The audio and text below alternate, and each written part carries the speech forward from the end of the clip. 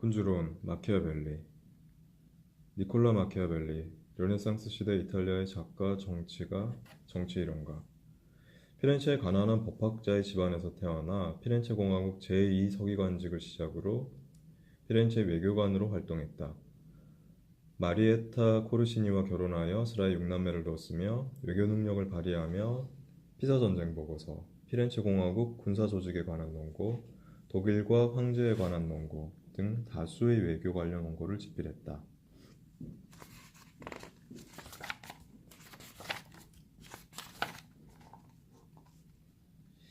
마키아벨리가 살았던 시대의 피렌체 시가지는 14세기에 이미 인구가 10만에 달했고 산업과 문화가 화려하게 꽃피어 이탈리아의 중심 도시가 되었다. 15세기 초부터 메디치가가 권력을 잡기 시작했는데 코시모 및 손자인 로렌초 데 메디치가 실질적으로 메디치가의 통제 체제를 확립하여 이탈리아 르네상스 문화의 중심지로 만들어냈다. 15세기 말부터는 메디치가의 추방과 복귀가 되풀이되었으나 1532년 메디치가의 세습 체계가 확립되어 피렌체는 토스카나 공국의 수도가 되었다.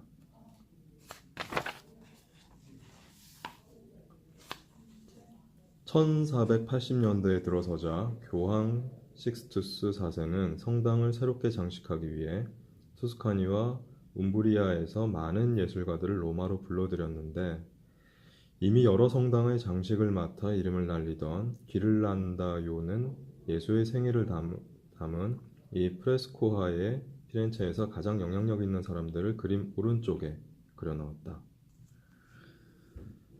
그림 중 제일 가운데 있는 인물은 메디치가의 금융권을 담당하던 조바니 토르나부오니로 훗날 기를란다요의 후원자이면서 식스투스 4세의 재정 담당관이 된다. 그의 앞에 선 소녀는 그의 아들 로렌초 토르나부오니이며 그 옆에 선 흰 수염의 노인은 코시모 데 메디치의 친구 조나르 기로플루스이고 옆에 모자를 쓰지 않은 백발의 귀족은 피렌체 출신의 프란체스코 소데리니로 알려져 있다.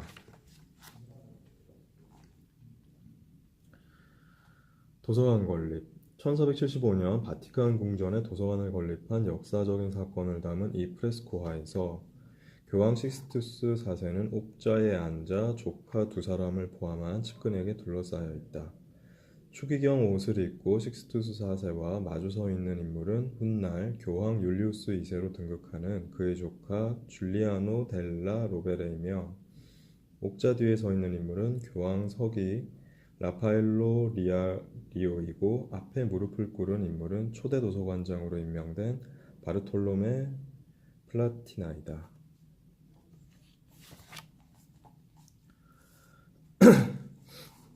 알렉산드로 6세, 1492년 부정한 방법으로 로마 교황이 된 그는 성질이 교활하고 잔인하여 사상 최악의 교황으로 불렸으나 학문과 예술은 누구보다 사랑하여 라파엘로, 미켈란젤로 등 예술가들을 후원하였다. 끊임없이 이탈리아 제국들과 다투었고 밖으로는 신대륙 발견을 둘러싼 스페인과 포르투갈의 분쟁을 조정하여 1493년에 교황 자우선을 설정함으로써 두 나라의 영토를 확정했다. 종교개혁자인 사보나롤라를 화형에 처하는 잔인함을 보인 그는 자신의 사생아인 체사레 보르자를 시켜 로마나 지방에 강력한 국가를 건설할 계획을 세웠다. 시뇨리아 광장에서 벌어진 사보나롤라의 처형. 사보나롤라의 행동은 갈수록 광신적으로 치달았고 그의 혁신적인 설교에 열광하던 대중들은 서서히 그를 외면했다. 결국 사보나롤라는 정치적, 도덕적 부흥을 꿈꾸던 도시 피렌체에서 재판을 받았다. 도미니크 수도회의 다른 성직자 2명과 함께 교수형을 당한 뒤 이 그림에 묘사된 것처럼 그들의 시체는 다시 화형되었으며 재는 아르노강에 뿌려졌다. 이때 처형당한 사브로놀라, 지롤라모 사보나롤라, 이탈리아의 도미니크의 수도사이자 종교개혁가이다. 민주정치와 신제정치를 혼합한 헌법으로 피렌체를 통치하는 과정에서 교회 내부 개혁에 과격한 조치를 취함으로써 크게 반감을 사는 바람에 결국 지지 기반을 잃고 화형에 처해졌다. 그리스도 반대자의 설교와 행위. 그림 오른쪽 앞부분에 예수의 모습을 하고 있지만 사탄의 사주를 받고 있는 거짓 예언자는 사보나롤라를 희화한 것으로 발밑에 값진 물건들을 쌓아놓고 몰려든 사람들은 그의 거짓 예언에 매혹돼 부패한 대중을 가리킨다. 그림의 내용은 왼쪽 앞에서 시계 방향으로 이어진다. 거짓 예언자 때문에 살육이 벌어지고 사람들은 사보나롤라의 설교에 솔깃해 앞다투어 재산을 바치지만 오른쪽 윗부분에서 보듯이 살육은 이어지고 여인이 상인에게 몸을 파는 등 타락이 계속되자 사람들은 기도로 그에 맞서고 결국 왼쪽 위의 그림처럼 거짓 예언자와 추종자들은 신의 분노를 사 천사들에게 끌려가 최후의 심판을 받는다는 내용이다. 율리우스 2세 르네상스기의 대표적인 교황으로 교회 국가의 재건과 권력 확대에 노력했다. 베네치아로부터 영토를 빼앗기 위해 1508년 프랑스, 독일과 캉브레 조약을 맺고 프랑스 루이 12세의 세력이 커지자 베네치아, 스페인 등과 신성 동맹을 맺었다. 그는 정치 외에 학문, 예술의 진흥에도 힘써 르네상스 문화의 중심지로 발전시켰다. 특히 미켈란젤로, 라파엘로에 대한 지원을 아끼지 않았으며 성 베드로 대성당을 재건한 일로 유명하다.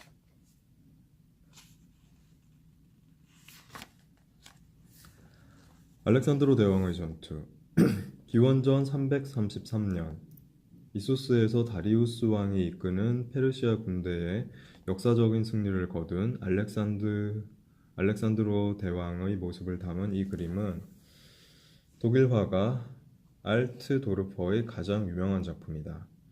알렉산드로 대왕은 마키아벨리가 본보기로 삼아야 할 군주의 이상적인 인물로 꼽으며 이 책에 여러 번 언급되는데 이 그림에서 알렉산드로 대왕은 말을 타고 독일식 갑옷을 입은 병사들을 이끌고 있으며 터번을 쓴 병사들 사이에 전차를 탄 인물이 다리우스 왕이다. 군주론의 저자 마키아벨리가 태어나서 활동했던 시기는 15-16세기였다. 당시의 이탈리아는 로마 르네상스 시대의 활발한 문예 분기와는 다소 동떨어져 있어 정치적, 사회적으로 극심한 혼란을 겪고 있었다. 이 시기의 이탈리아 반도는 프랑스나 독일이 안정된 통일국가 형태로 발전되어 가던 것과 달리 끝없는 혼돈으로 빠르게 분열되어 가고 있었고 곳곳에서 발생한 내란이 도시국가들의 혼란을 가중시키고 있었다. 르네상스 문예의 중심지라 할 수 있는 마키아벨리의 고향인 피렌체 역시 이름만 공화국으로 사실은 메디치 가문이 지배하는 전제 도시의 군주국가였다. 게다가 통일국가를 이루지 못한 상태였으므로 외세의 침입에 끊임없이 시달리고 있었다. 이처럼 쉼없이 폭풍에 노출된 이탈리아에서 작가이자 외교사절로 활동했던 마키아벨리는 조국의 운명을 직시하고 조국을 구하는 방법을 제시하기 위해 책을 출간해야겠다는 생각을 한다. 그 결과물이 바로 시대를 초월하여 전 세계의 스터디셀러로 자리 잡은 군주론이다. 군주론은 마키아벨리가 피렌체 공화국이 붕괴되고 메디치 가문이 다시 권력을 잡으면서 공직에서 물러난 후 시골에서 여생을 보내며 리비우스론과 함께 쓰기 시작한 원고이다. 외교관과 군부비서, 역사학자로서의 삶을 산 작가는 당대 피렌체 정치 사건들보다는 16세기 초 이탈리아의 일반적인 정치 상황에 대해 객관적으로 서술함으로써 새로운 정치학 형태를 고찰하는 출발점이 되었다. 메디치가의 로렌초 군주에게 바치는 군주론은 총 26장으로 구성되어 있는데 이탈리아를 야만인들로부터 해방시키자는 외침은 거의 절정이라고 할 수 있는 부분이다. 작가는 이탈리아의 정치적인 구원자가 될 사람은 갈라진 도시국가들의 세력 다툼으로 혼란스럽고 이탈리아를 강대국, 독일, 프랑스, 스페인의 침략의 무대가 되게 한 정치적인 공백을 제거해야 한다고 주장하며 메디치를 향해 다음과 같이 쓰고 있다. 잔혹하고 오만한 외세로부터 조국을 구해줄 구원자를 보내달라고 이탈리아가 얼마나 간절히 신께 기도하는지를 보십시오. 이탈리아는 누군가 깃발을 들고 앞장서 준다면 기꺼이 뒤따를 각오가 돼 있습니다. 그리고 계속해서 마키아벨리는 모세, 테세우스, 키루스의 위협과 일상을 사례로 들며 불가피한 전쟁은 정의로운 전쟁이고 유일한 희망이 무력에 있다면 무력 또한 신성하다라고 확언한다. 몰락한 도시국가 문화를 강대국들의 친숙한 단일민족 국가 형태로 만드는 이탈리아의 통일을 호소하는 이 마지막 장합회는 다음과 같은 내용이 구성되어 있다.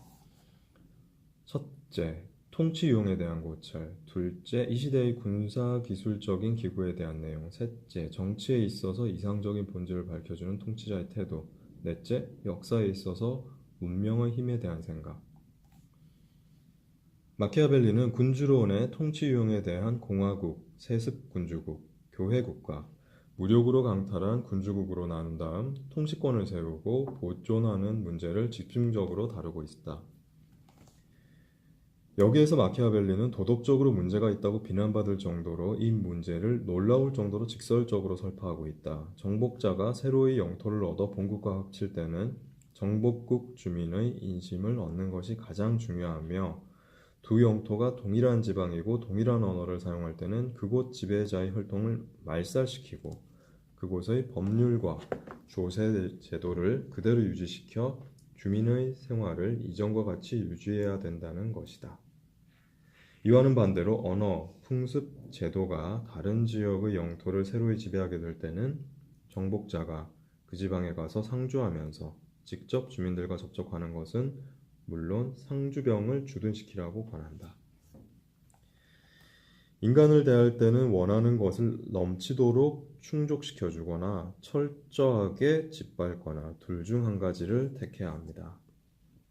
인간은 사소한 손해를 입었을 때 보복을 꿈꾸지만 막대한 손해를 입게 되면 감히 복수할 엄두를 내지 못합니다.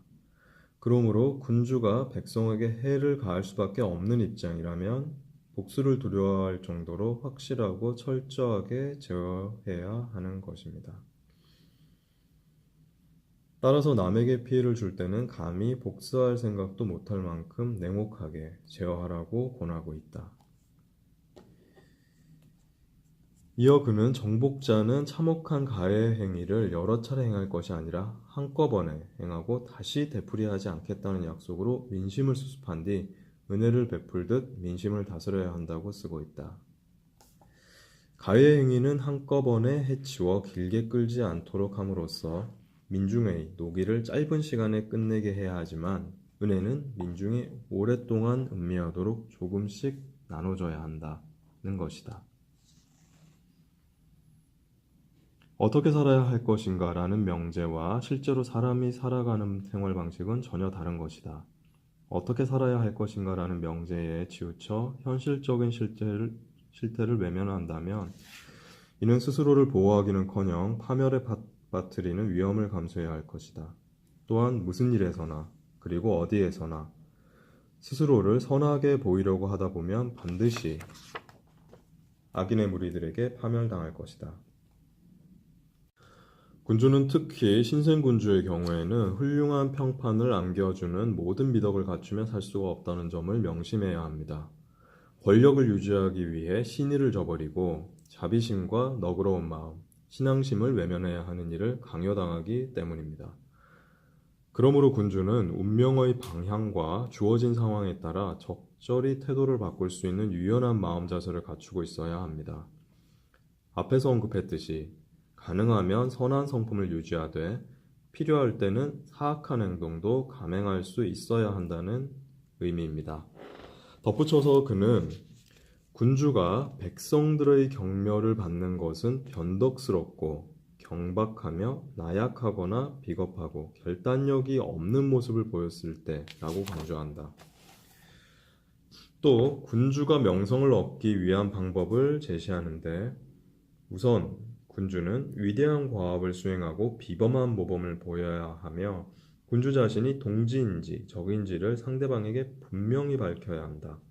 특별한 재능으로 도시와 국가를 풍요롭게 하는 사람들에게는 그에 맞는 포상을 내려야 한다. 군주의 능력은 그 신하에 의해서 평가된다.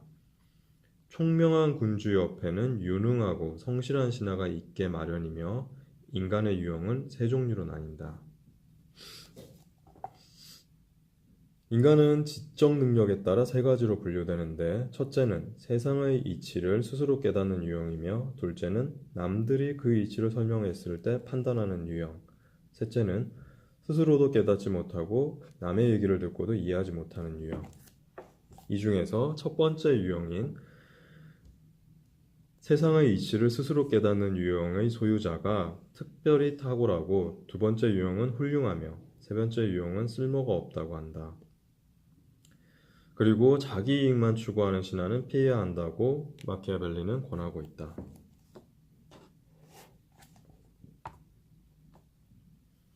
마키아벨리는 개인의 생애나 역사가 진행되는 과정에서 결정적인 역할을 하는 것은 힘, 기회, 명성, 행운이라고 규정하고 있다.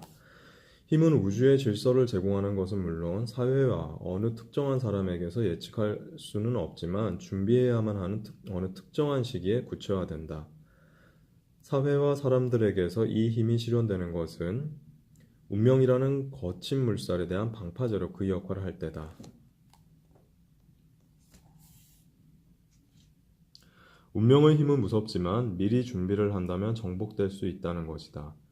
마키아벨리가 이탈리아의 가상적인 구원자에게 모범이 될 만하다고 추천한 모세, 키루스, 로물루스, 테세우스와 같은 강력한 힘을 가진 이들은 유용한 시기에 힘을 발휘한 인물들이다. 그들의 행적과 생애를 살펴볼 때 우리는 그들이 일생일대의 기회를 움켜잡는 것 외에 특별히 행운에 의존한 사실이 없음을 알게 된다. 행운이 그들에게 기회를 제공하기는 했지만 기회를 움켜잡아 업적을 이룬 것은 바로 자신들이었다.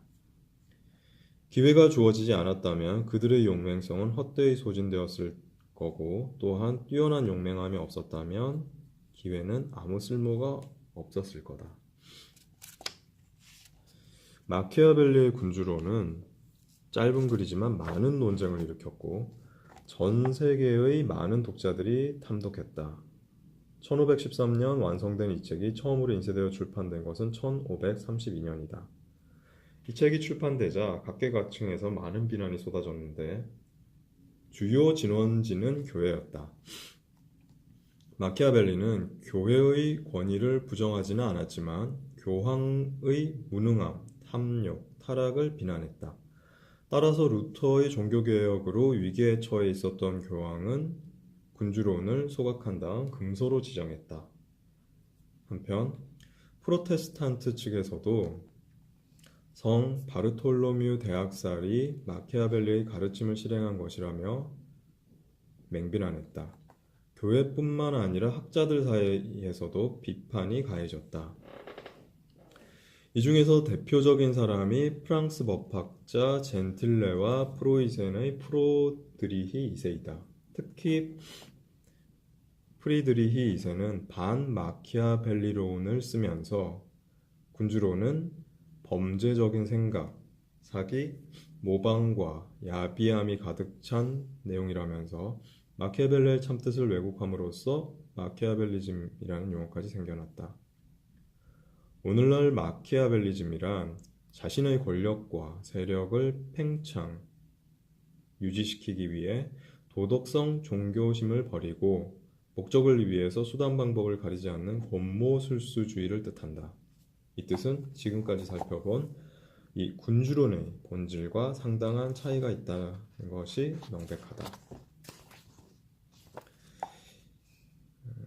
한국외대 이탈리아어과 교수 한성철의 군주론 해설이었습니다. 위대한 군주를 모방하라.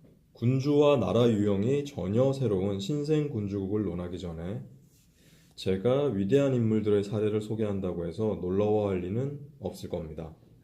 인간은 언제나 앞서 살았던 선인들의 행적을 답습하거나 매사에 그들의 행동을 모방하며 살아갑니다.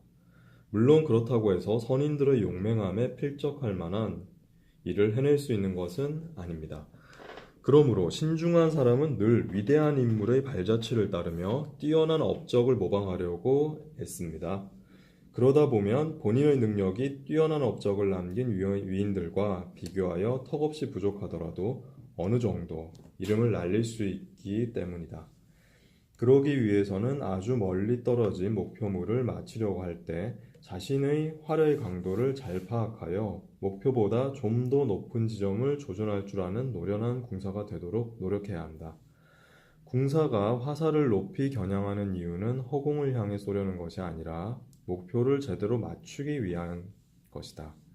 마찬가지로 새 군주가 새롭게 수립된 공국을 다스리는 경우 직면하게 되는 어려움은 군주의 능력에 따라 차이가 나며 평범한 시민이 군주가 되었다는 사실만으로도 사람들은 그가 유능하거나 운이 좋다는 것을 알고 있으므로 이 둘 중 한 가지 요소만으로도 끝없이 닥쳐오는 어려움을 어느 정도 해결할 수 있다. 그렇다고 해도 행운에 의존하는 일이 적을수록 새로운 군주의 지위는 더욱 확고해지며 군주가 다른 국가를 가지고 있지 않다면 새로운 나라에 직접 거주할 수밖에 없으므로 그 또한 도움이 된다.